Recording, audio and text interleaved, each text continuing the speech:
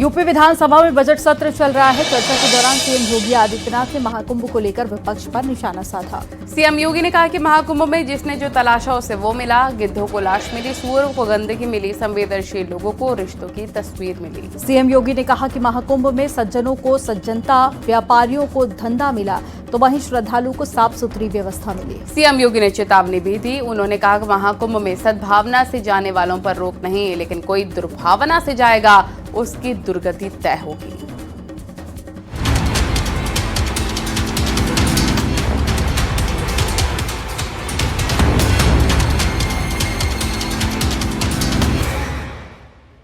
UP विधानसभा budget सत्र पर चर्चा के दौरान सीएम योगी आदित्यनाथ विरोधियों पर जमकर बरसे।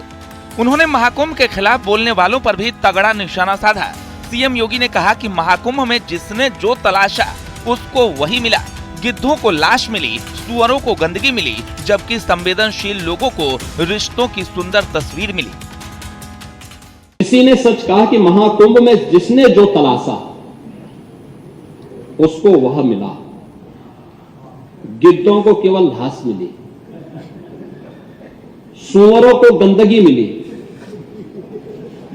संवेदनशील लोगों को रिश्तों की खूबसूरत तस्वीर मिली, आस्थावानों को पुण्य मिला, सज्जनों को सज्जनता मिली, गरीबों को रोजगार मिला, अमीरों को धंधा मिला, श्रद्धालुओं को साफ सुथरी व्यवस्था मिली, पर्यटकों को अव्यवस्था मिली, सद्भावना वाले लोगों को जाति रहित व्यवस्था मिली, भक्तों को भगवान मिले।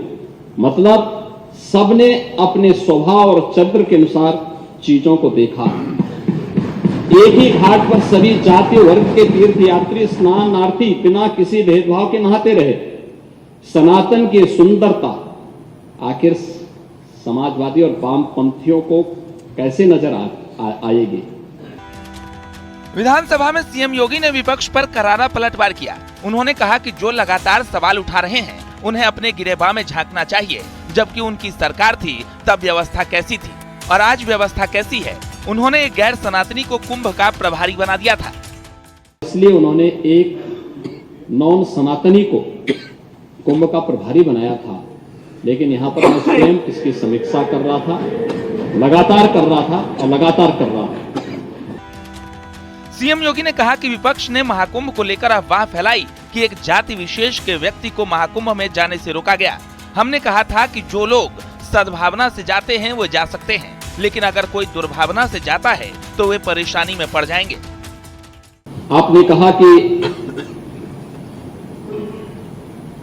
एक जाति विशेष को वहां जाने से रोका गया। किसी जाति को रोका नहीं गया था।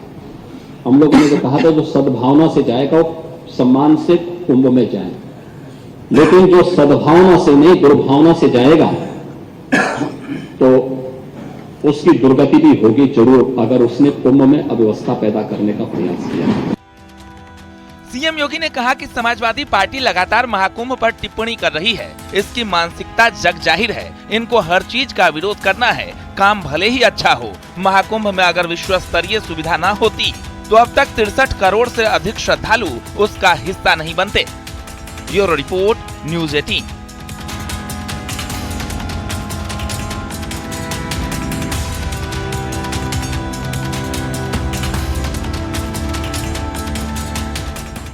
यूपी विधानसभा में बजट सत्र की कार्यवाही के दौरान डिप्टी सीएम ब्रजेश पाठक की एक टिप्पणी पर हंगामा हो गया।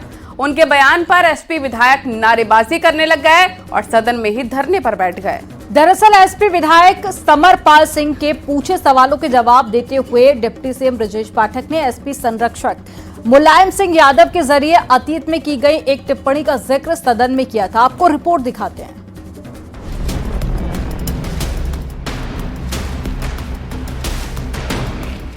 नेताजी की सब कही बात मानते हैं ना? मानते हैं ना? बोलो मानते हैं? वो वाली भी मानोगे? लड़कों से गलती हो जाती।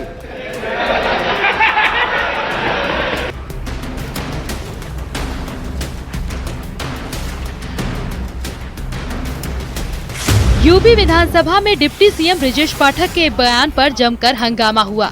प्राइवेट में जितने सपा के विधायक लोग बैठे हो हाथ उठाओ, 45 स्तर पहले अपने यहाँ लागू करो। मैंने मेरी बात सुनिए ना। अब वो बातों को यहाँ क्या कौन बड़ी बात थी जो ये सब कहने के लिए। दरअसल एसपी विधायक समरपाल सिंह के एक सवाल पर डिप्टी सीएम ब्रिजेश पाठक ने पूछा, नेताजी मुलायम सिंह का सम्मान तो बहुत किया, सपा वाले नेताजी की हर बात मानते हो, क्या वो बात भी मानेंगे? लड़कों से गलती हो जाती है। अच्छा, नेताजी का सम्मान तो बहुत किया आपने, अभी चर्चा किया कि नहीं किया? नेताजी की सब कही बात मानते हैं ना? मानते हैं ना? बोलो मानते हैं? वो वाली भी मानोगे? लड़कों से गलती हो जाती। शेरमान खान नहीं, वो विषय नहीं, वो विषय नहीं है। मैंने उस विषय का संज्ञान नहीं लिया। इसके बाद विधानसभा में सपा विधायकों ने जोरदार हंगामा किया। सतीश महाना ने मामले को शांत कराने की कोशिश की। सतीश महाना ने कहा कि हर बात को नेगेटिव में मत लीजिए। वो हमारे नहीं बल्कि इस प्रदेश के बहुत ही आदरणीय नेता थे और भारत सरकार ने उनको विशेष सम्मान भी दिया है मान्यवर। ये उनके लिए किसी प्रकार का ऐसा सोचना भी ठीक नहीं है मान्यवर। ब्रिजेश पाठक के बयान के बाद नेता प्रतिपक्ष माता प्रसाद पांडे खड़े हो गए। उन्होंने कहा, नेताजी सम्मानित व्यक्ति रहे हैं, उनके लिए इस तरह की बात नहीं की जानी चाहिए। मंत्री जी ने जानबूझकर ऐसा बोला कि विवाद हो जाए। पुरानी बातें ये माननीय मंत्री जी जब बोलते हैं तो ऐसी भाषा बोलते हैं कि व्यवधान पैदा हो जाए। अब वो बातों को यहाँ क्या कौन बड़ी बात थी जो ये सब कहने के लिए। और मुलायम सिंह जी सम्मानित रहे हैं, मुख्यमंत्री रहे हैं, आपकी सरकार ने उनको सम्मानित भी किया है। ये सब क्या आप ऐसी बातें बोलते आते हैं। यूपी सदन में भारी हंगामा और डिप्टी सीएम ब्रिजेश पाठक के खिलाफ नारों की भाषा पर बीजेपी सदस्य भी खड़े हो गए। वहीं विधानसभा अध्यक्ष ने एसपी सदस्यों को बाहर जाने को कहा। डिप्टी सीएम ब्रिजेश पाठक ने समाजवादी पार्टी के संरक्षक मुलायम सिंह यादव के जरिए अतीत पर की गई एक टिप्पणी का जिक्र किया, जिस पर बवाल मच गया। न्यूज़ 18 के लिए ब्यूरो रिपोर्ट।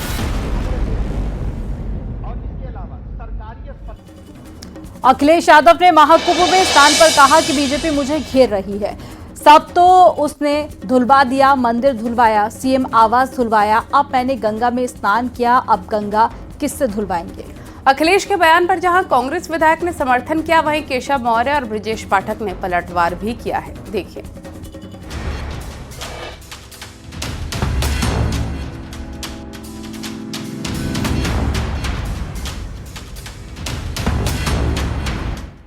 महाकुंभ और गंगा में स्नान को लेकर समाजवादी पार्टी के प्रमुख अखिलेश यादव की बयानबाजी थमने का नाम नहीं ले रही है। महाकुंभ के आयोजन और व्यवस्था पर लगातार सवाल उठाने के बाद अब अखिलेश यादव ने बीजेपी पर तंज कसा है। अखिलेश ने बीजेपी से पूछा है कि उन्होंने तो गंगा में स्नान कर लिया, अब गंगा को कैसे धोगे। वहीं अखिलेश यादव के वार पर डिप्टी सीएम केशव प्रसाद मौर्य ने जबरदस्त पलटवार किया है। कन्नौज में एक मंदिर में गया था मैं, उस मंदिर को गंगा जल से धोया गया। जिस मुख्यमंत्री आवास में पूर्व में बहुत सारे मुख्यमंत्री रहे, हटे, किसी ने भी मुख्यमंत्री आवास को गंगा जल से नहीं धुलाया होगा।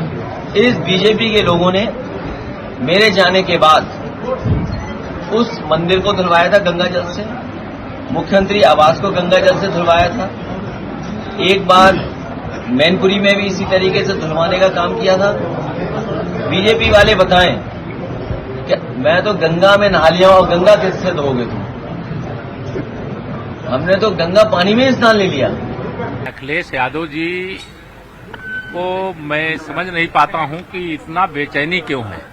अरे कोई भी कहीं पर भी गंगा जी का पवित्र जल अगर छिड़कता है, घर में हो चाहे मंदिर में हो या किसी स्थान में हो, उसको वह अपने को जो स्वयं एक दबंग आदमी है, जो एक स्वयं सामंतवादी परिवार से जुड़े हुए हैं, जिन्होंने तमाम लोगों का शोषण और उत्पीड़न करवाने में संरक्षण किया है, और वह इस प्रकार की बात बता रहे हैं जैसे वो बड़े वंचित हैं, बड़े पीड़ित हैं, बड़े दुखी हैं।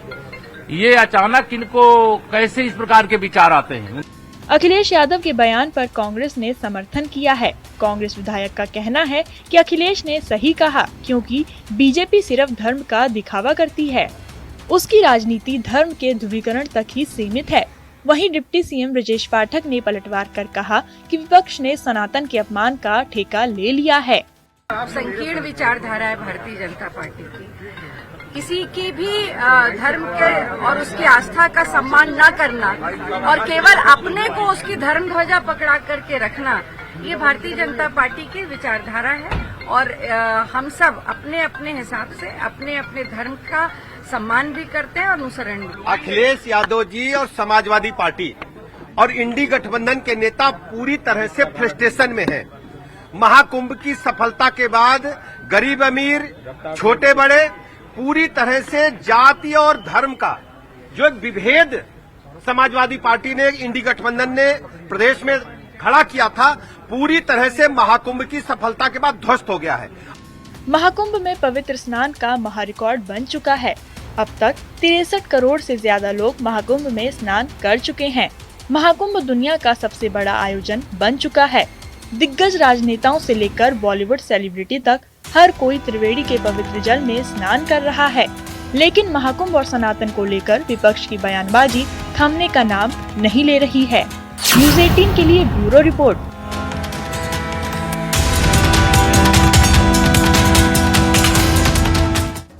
और एमपी यूपी से लेकर बिहार तक पीएम मोदी के विपक्ष पर दिए सनातन विरोधी बयान की गूंज है। यूपी में कांग्रेस और समाजवादी पार्टी ने जहां पीएम मोदी के बयान पर सफाई दी, वहीं बीजेपी ने प्रधानमंत्री मोदी के बयान का समर्थन कर कहा कि विपक्ष की हकीकत आप पूरे देश के सामने है। खुद को चुनावी हिंदू बताने वाले लगातार सनातन के खिलाफ बयान दे रहे हैं। आपको रिपोर्ट दिखाते हैं। हिंदू आस्था से नफरत करने वाले ये लोग सदियों से किसी न किसी भेष में रहते रहे हैं।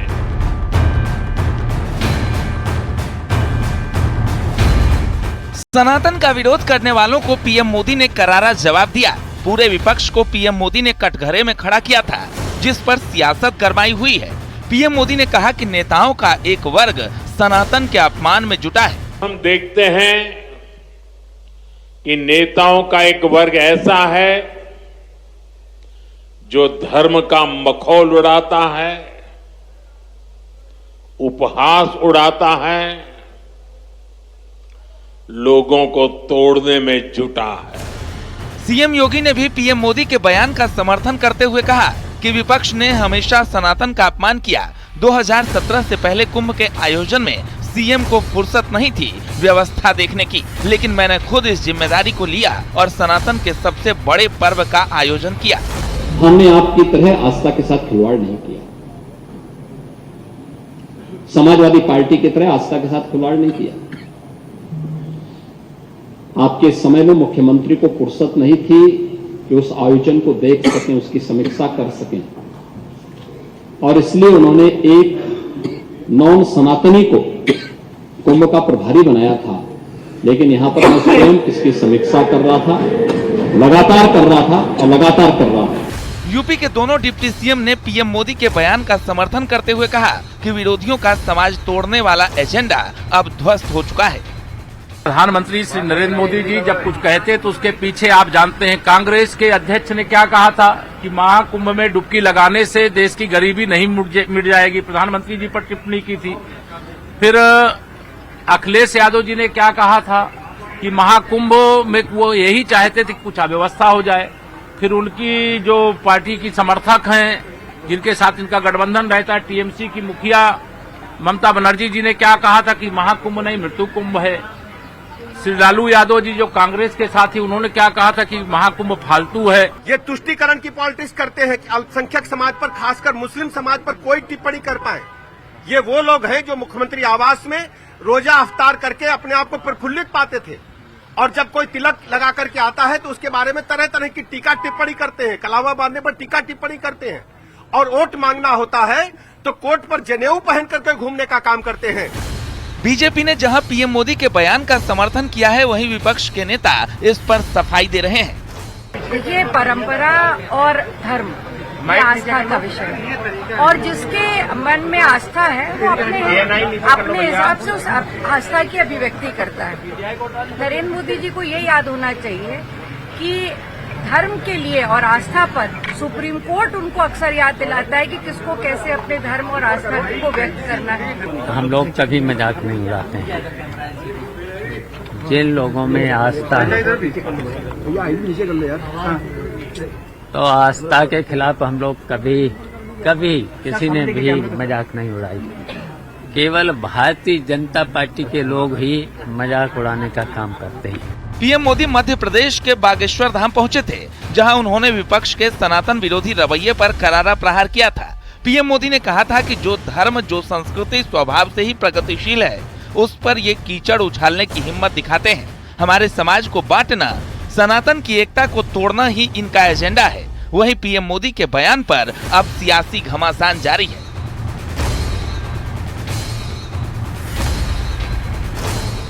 Bureau report, news 18। UP Congress अध्यक्ष अजय राय के एक बयान पर एसपी कांग्रेस के गठबंधन पर सवाल खड़ा हो गया है। अजय राय ने जहां 2027 के लिए विधानसभा की सभी 403 सीटों पर तैयारी की बात कही है, वहीं एसपी का कहना है कि अजय राय के बयान का मतलब गठबंधन में दरार नहीं। बीजेपी ने तंज कसते हुए कहा कि अब दोनों की राहें जल्दी ही अलग होने वाली हैं। यूपी में लोकसभा चुनाव में एक साथ आए अखिलेश और राहुल गांधी का गठबंधन क्या 2027 में होने वाले विधानसभा चुनाव में टूट जाएगा? क्या एसपी कांग्रेस गठबंधन पर खतरा मंडरा रहा है? ये कयास यूपी कांग्रेस अध्यक्ष अजय राय के एक बयान से आया है, जिसमें उन्होंने यूपी की सभी 403 सीटों पर लड़ने की बात कही है।